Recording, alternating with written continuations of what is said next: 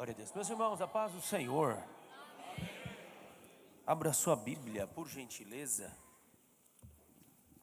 Evangelho de Jesus, segundo escreveu o evangelista Lucas, capítulo de número 24.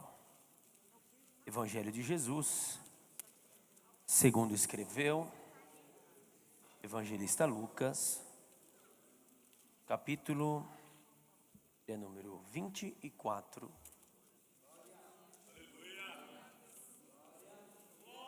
Verso de número 25. Eu louvo a Deus pela oportunidade de estar aqui para adorar o Senhor, pela vida do nosso pastor, pela oportunidade. Verso 25, os irmãos encontraram, digam amém. E ele lhes disse: ó nécios e tardos de coração, para crer tudo o que os profetas disseram. Porventura, não convinha que Cristo padecesse essas coisas e entrasse na sua glória? E começando por Moisés e por todos os profetas, explicava-lhes o que dele se achava em todas as Escrituras. Amém. Meus amados irmãos, quantos de nós já estabelecemos planos e colocamos expectativas de uma grande vitória ou realização, e a realidade se difere das expectativas que muitas vezes idealizamos em nossas mentes? Projetamos, sonhamos, pensamos em fazer coisas, estabelecemos projetos, mas a realidade muitas vezes não é igual à expectativa ou planejamento pelo qual estabelecemos. Quantos daqueles que pensaram ou estabeleceram ou planejaram o melhor casamento, casar com o príncipe encantado ou a princesa, até mesmo ter uma vida financeira bem estabelecida, ou até mesmo na formação profissional, na vida espiritual, estabelecemos diversas expectativas concernente à vida, sonhos, projetos, mas existem dificuldades, intempéries, lutas no meio do caminho. E por mais que nós estabelecemos esses projetos e planos, alguns deles que não foram plantados por Deus em nossos corações, mas veio da nossa ideia, eles, uma hora, um tempo, chega um dia que são frustrados. E quantas pessoas que se frustraram com as expectativas que estabeleceram acerca da vida e agora estão vivendo um momento de angústia, de tristeza, por que não dizer depressão ou até mesmo ansiedade, por causa das adversidades que se apresentam no momento da vida. Mas não foi Deus que te colocou nessa situação. Na verdade, esses sentimentos ruins que está no seu coração foi por causa das expectativas frustradas da vida. Mas quem colocou essas expectativas quem projetou ou quem pensou que seria desta forma foi você. Deus não disse nada. Da mesma forma estavam os discípulos aqui, 2 deles que não pertenciam aos 12, mas pertenciam aos 70. Um deles era Cleopas. Eles estavam também vivendo um momento de frustração. Eles estavam também vivendo um momento de angústia, porque a expectativa deles e também do povo da Palestina no tempo de Jesus é que viria um Messias este real, que iria tomar conta da terra, tomar posse da terra, trazer de volta à terra a possessão dos judeus, a autoridade da governança nas mãos dos judeus, e expulsando o Império Romano que então reinava naquela época. Logo, a expectativa de muitos daqueles que viviam no tempo de Jesus, concernente ao Messias, era uma expectativa terrena, era uma expectativa horizontal, era uma expectativa da terra. Ou seja, a visão era: o Messias virá, ele estabelecerá o seu reino, expulsará o Império Romano, e nós que estamos com ele desde o princípio, estaremos no governo com ele. Por que não até mesmo um cargo numa secretaria ou no ministério, quem sabe? Estou contextualizando para você entender. Então, logo eles tinham uma expectativa concernente Jesus e o reino de Deus, expectativa esta terrena. Deus nunca disse acerca disso, ou dessa expectativa terrena no sentido governamental, mas eles colocaram nos seus corações, e muitos deles abandonaram os seus trabalhos, abandonaram os seus afazeres momentaneamente, para seguir esse judeu que anda percorrendo toda a Palestina, pregando, ensinando, curando, realizando maravilhas. É ele, só pode ser ele, só pode ser esse homem, poderoso em obras, poderoso em palavras, é ele. Mas chegou o dia em que esse homem, sendo homem, sendo Deus plenamente, mas ele morreu, morte de cruz. E quando ele morre naquela sexta-feira, muitas expectativas frustradas acerca do Messias morre também com eles, com todos aqueles que estavam nesta visão terrena, morre com eles. Mas o próprio Jesus já havia advertido anteriormente acerca disso, que ele iria morrer, mas que a tumba não poderia contê-lo, ele iria ressuscitar. Porém, a expectativa, o planejamento terreno cobriu, foi superior à palavra de Jesus. Qual que vale mais na tua vida? A palavra que Jesus disse, ou as suas expectativas e sonhos terrenos? Quem tem mais valia e mais poder sobre a sua vida? O que está baseada a sua vida? Nas suas expectativas terrenas, horizontais, só daqui da terra. Tua visão está fixa aqui, os teus pensamentos, os seus sonhos, projetos estão fixos aqui. Então o seu coração não está conectado com a palavra em que Jesus falou.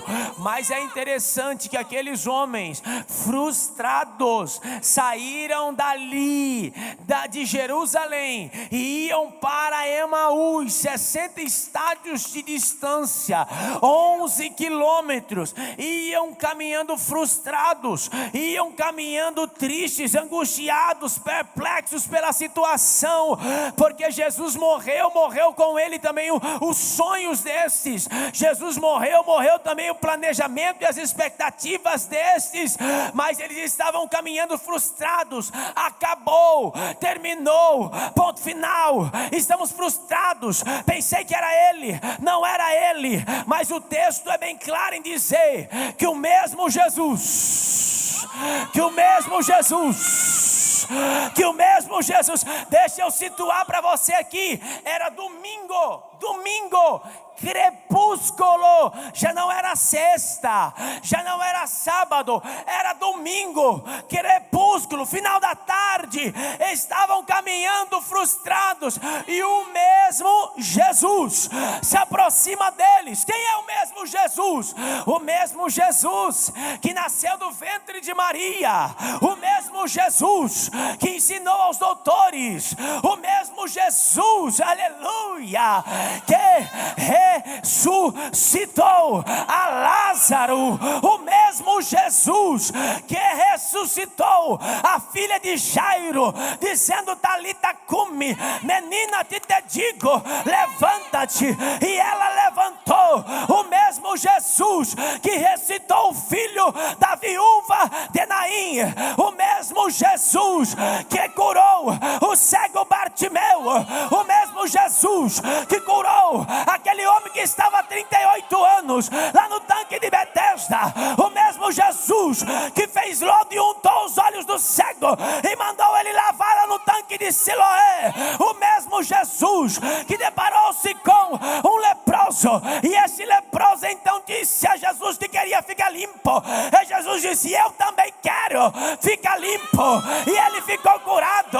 O mesmo Jesus, aleluia, que curou 10 leprosos de uma vez e só um voltou para agradecer. O mesmo Jesus que transformou a água em vinho, o mesmo Jesus que libertou o gadareno lá em Gadara, que tinha uma legião, o mesmo Jesus que entrou na casa de Zaqueu e disse: hoje veio salvação a esta casa, porque também este é filho de Abraão. O mesmo Jesus chegou perto deles, e eu tenho uma notícia para te dar: em momentos de frustração, em momentos de adversidade, em momentos de luta, nós temos uma grande probabilidade de deixar a incredulidade chegar ao nosso coração, e os nossos olhos podem estar embotados para não percebermos quem está do lado. Observe, o texto diz: o mesmo Jesus, mas eles não conseguem perceber. Ei, mesmo que você não consiga perceber, diante da adversidade que você está enfrentando, e mesmo que você até diga: parece que Deus me esqueceu, você não está vendo, mas Ele está do teu lado, e nesta trajetória Ele está caminhando contigo. E é interessante que Jesus, Ele se envolve com nossos problemas. Jesus, Ele se envolve com nossos problemas. Até parece que Ele é enxerido, porque Ele chega, está caminhando, tem 2 caminhando, e Ele percebe muito bem. Irmão, é interessante isso aqui, porque Ele olhando para eles, Ele fala para eles assim: que palavras são essas que caminhando trocais entre vós, e por que estáis tristes?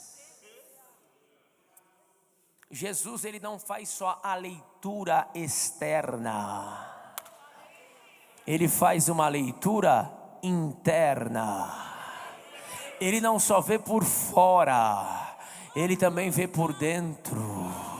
Então Ele sabe o que eu e você estamos passando. passando. E aí ele chega perto, porque ele se relaciona, ele se envolve também com problema. Irmão, pensa alguém que gosta de gente problemática, irmão. É Jesus. Irmão, Jesus gosta de gente problemático, porque a gente corre de problema dos outros, mas Jesus, ele quer se envolver com o teu problema. Aleluia.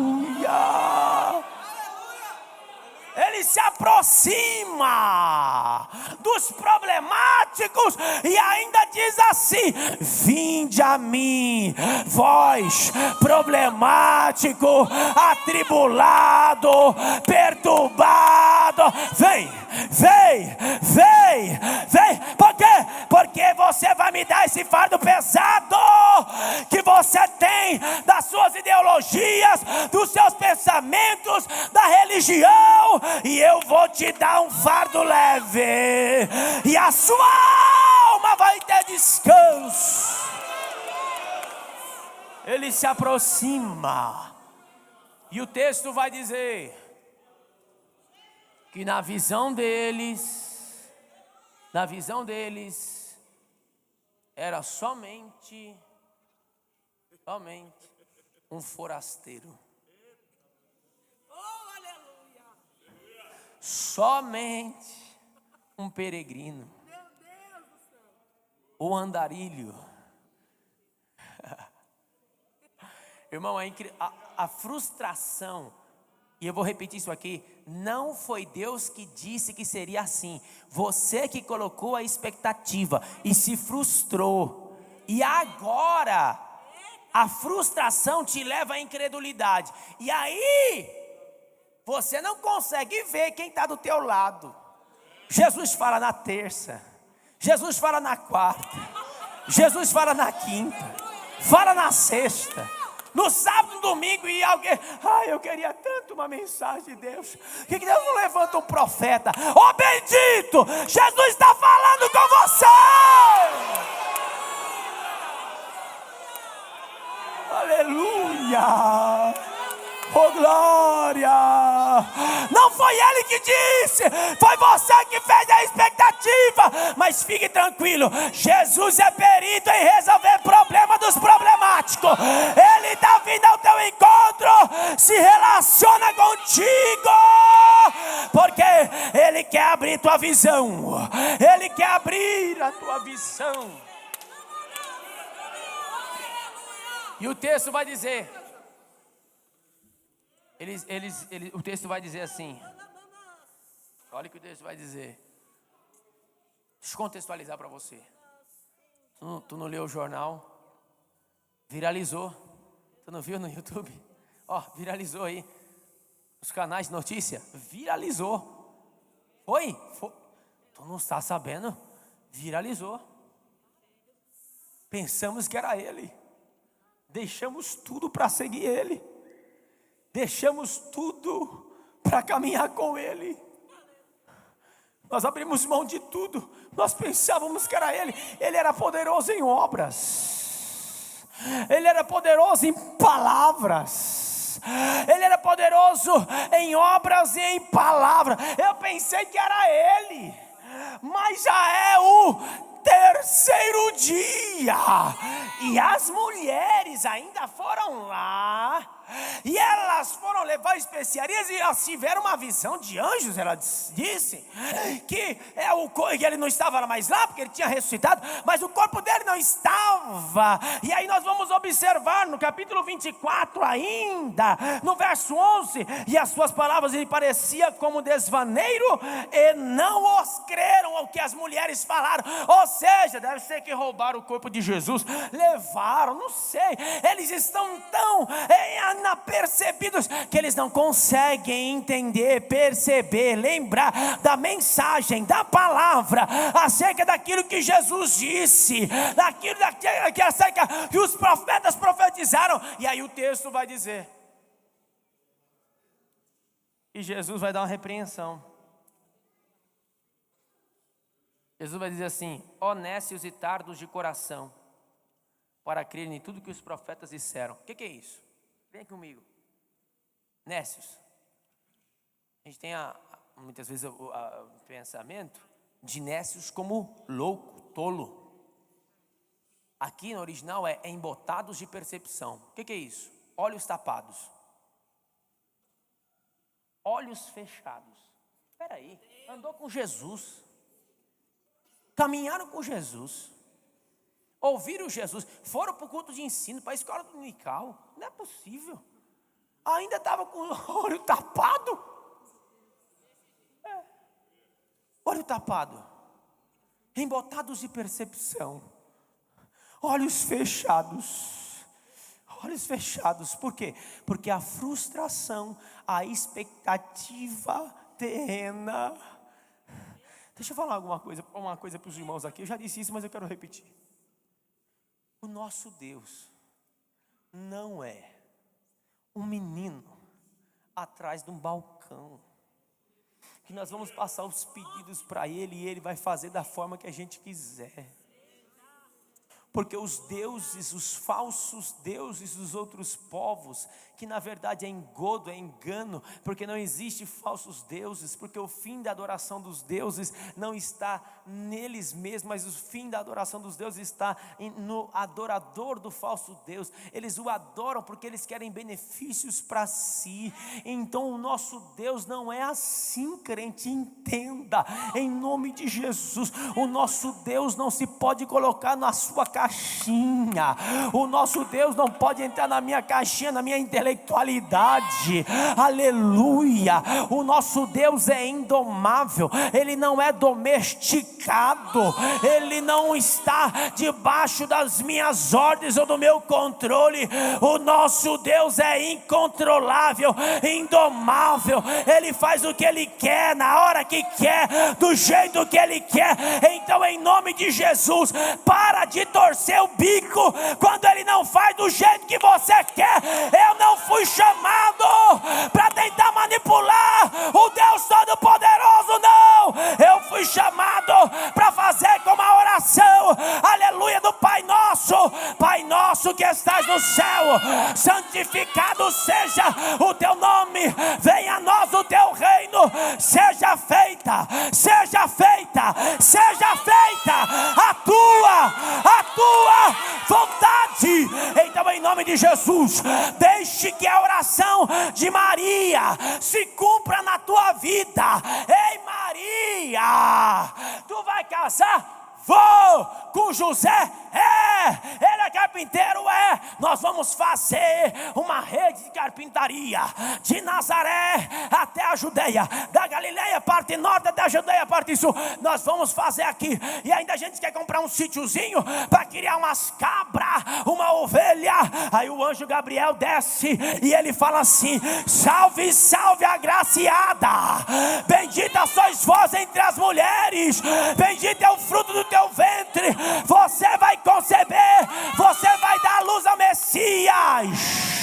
Aí ela vai dizer assim: oh Senhor, cumpra na tua serva a tua vontade, a tua palavra, não é a minha, não é o meu querer, é o querer dele, é do jeito dele, é da forma dele.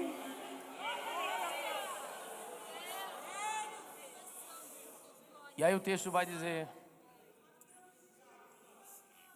honestos e tardos de coração. O que é tardos de coração? Tardos de coração é sentimentos atrasados. Que dia era? Domingo. Horário? Crepúsculo. O coração deles estava aonde? Sexta-feira. Luto, choro, tristeza, angústia, frustração. Tem uma palavra para te dar, irmão. Eu sei que você perdeu o seu ente querido, que você perdeu o seu emprego, que você tanto amava. Você tinha um salarião, não era? Olha que bênção. Não foi? Você tinha aquela amizade, você frequentava aquele ciclo de pessoas. Mas já foi, varão. Já foi, varoa. Está na sexta-feira. Irmão, aquela igreja que orava e ganhava alma. Que dia é hoje? Não é sexta mais. Então por que eu não vou fazer hoje aquilo que os antigos faziam? Eu vou viver só de saudosismo. Em nome de Jesus, Jesus quer sintonizar os seus sentimentos, seus pensamentos, a sua vida.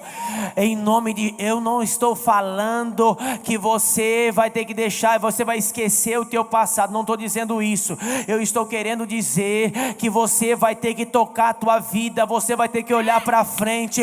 Você vai ter que sintonizar o teu coração, porque a tua vida vai continuar. A sexta-feira já passou o sábado. Agora já é domingo, não é domingo do luto, não é domingo da tristeza, não é domingo da paixão, agora é o domingo da celebração, é o domingo da ressurreição, é o domingo é o domingo de adorar, porque Ele está vivo! Ressuscitou! Então, em nome de Jesus, tira o coração da cesta da vida. Mas me magoou, mas me feriu, amém. Mas tira o coração da cesta. Mas vai comer na minha mão, para que isso, irmão? Deixa o que passou da cesta, fica lá, vivo hoje.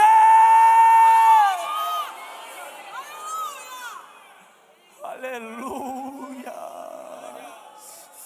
Aí não foi com você, eu fui traído, eu fui magoado, eu fui ferido, o meu sócio passou a perna em mim, o meu marido me traiu, minha esposa me traiu. Mas se você tem um coração moldado por Cristo, se você tem um coração que o Senhor, aleluia, derramou o seu sangue precioso na tua vida, Ele te deu capacidade de perdoar, de dar a volta por cima, e você tem uma vida próspera, abençoado, e essa trava vai cair hoje em nome de Jesus, porque você vai passar a viver. Vamos lá.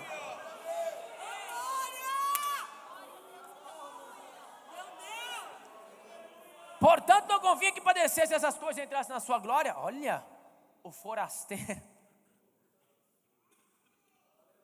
Que repreensão.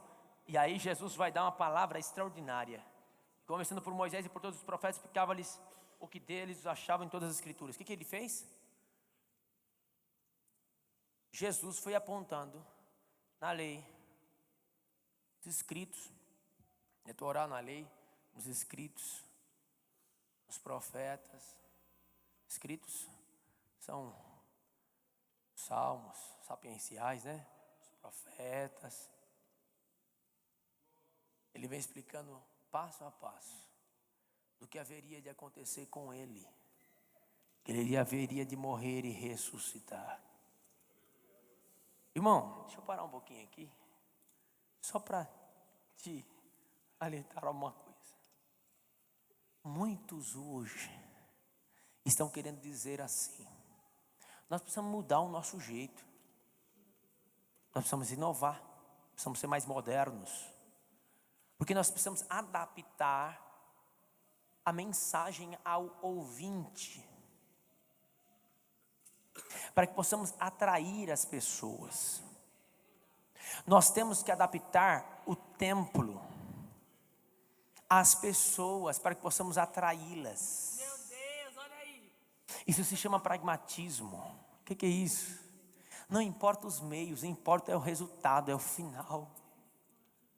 Então o evangelho, o que eles chamam de evangelho, já não é mais evangelho. É autoajuda, é coach, Deus, olha aí. é mensagem, sabe? É do pensamento positivo, lei da atração, sabe? Mas não é evangelho. Mas Jesus aqui não tinha um templo bonito com ar-condicionado. Ele estava no caminho, irmão. Aleluia. Falando para eles no caminho.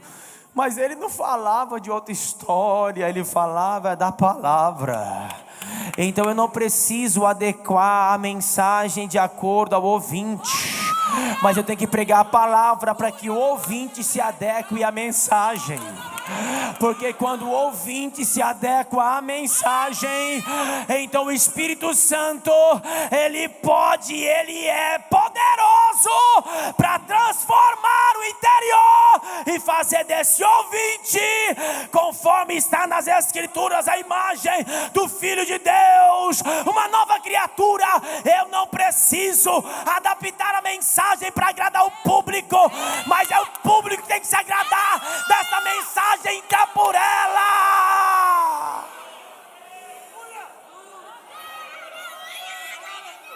Ele prega a palavra, irmão,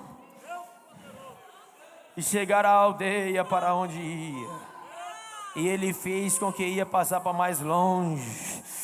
E aí ele então disse, se constrangeram dizendo: fica conosco, porque já é tarde e já declinou o dia.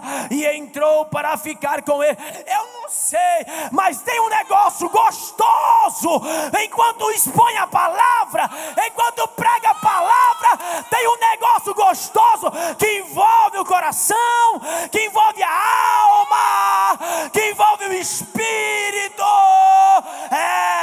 Eu não preciso fazer malabarismo, não, meu irmão. É a palavra, pelo poder do Espírito Santo. Ele faz queimar, ele faz arder. Você sente aí, crente?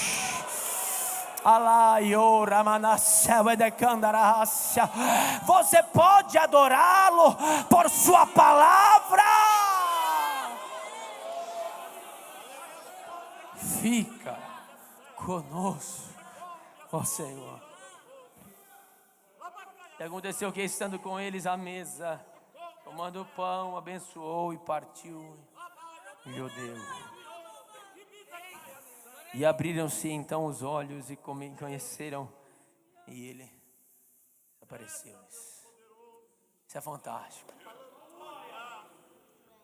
Isso aqui é iluminação. Irmão, vou citar alguns nomes porque eles são conhecidos, e tem os jovens que conhecem também. Pondé, Karnal, toda essa galera de filosofia, sociologia, Bauman. Era, né? Conhece a Bíblia? Sim, dá até curso de Bíblia. Eles se declaram ateus. Irmão, se for falar de Bíblia com eles dão um banho de Bíblia. Que adianta você ter acúmulo de conhecimento se não tem iluminação?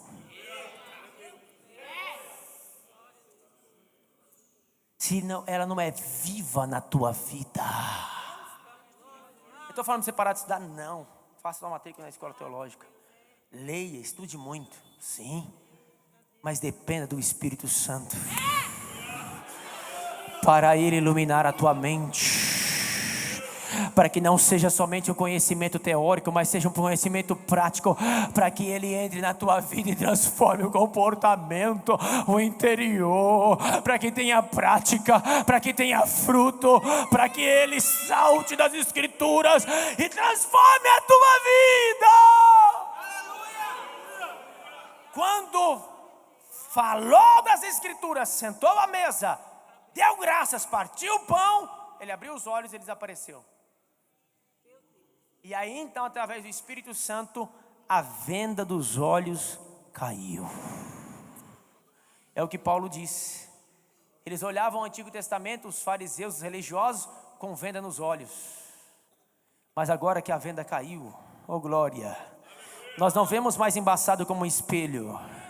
Não, porque o espelho antigamente era embaçado, né? Eles não via, mas embaçado como um espelho. Não tinha venda no rosto, como Moisés, que queria ficar com a venda no rosto, para que ninguém percebesse que aquela glória era transitória, que ela já tinha se esvaído. Não, agora já não é mais, aleluia, com uma venda nos olhos. Não é mais embaçado, agora tem claridade, porque o Espírito Santo iluminou, para que possa entender quem é o Messias. E quando ele se torna vivo na tua mente, no teu coração, não é mais uma historinha amorosa ou de romântica, que ele morreu na cruz para te salvar. Não, ele passa a ser verdade para a tua vida. Há uma transformação, há uma mudança de vida, de caráter. E disseram um ao outro: porventura não ardia em nós o nosso coração, quando pelo caminho ele nos expunha as Escrituras? Estava queimando e eu não estava percebendo. Estava queimando. Está queimando aí, irmão. Está queimando aí, irmão. É Ele, é Ele, é Ele, é Ele. É a palavra dEle, é a palavra dEle. Porque nem a oratória, nem a exegese, nem a hermenêutica, nem a oratória, nem a retórica, nem a homilética pode fazer isso. Só Ele, só Ele, só Ele, só Ele, só Ele, só Ele. Encerra aqui dizendo: nasceu um ardor missionário. Por quê? Não era tarde? Você não pode ir embora não, forasteiro. Já é tarde. Fica conosco. Mas quando eles descobriram que era Jesus,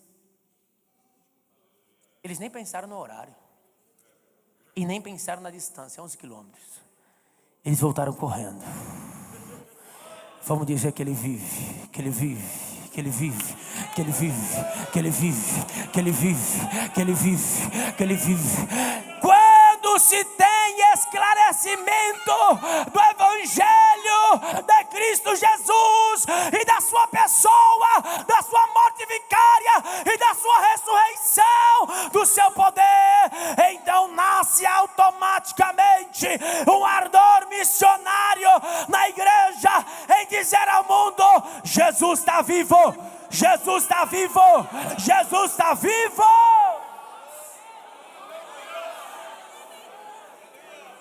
Vamos colocar de pé, meus irmãos. Você pode glorificar a Deus.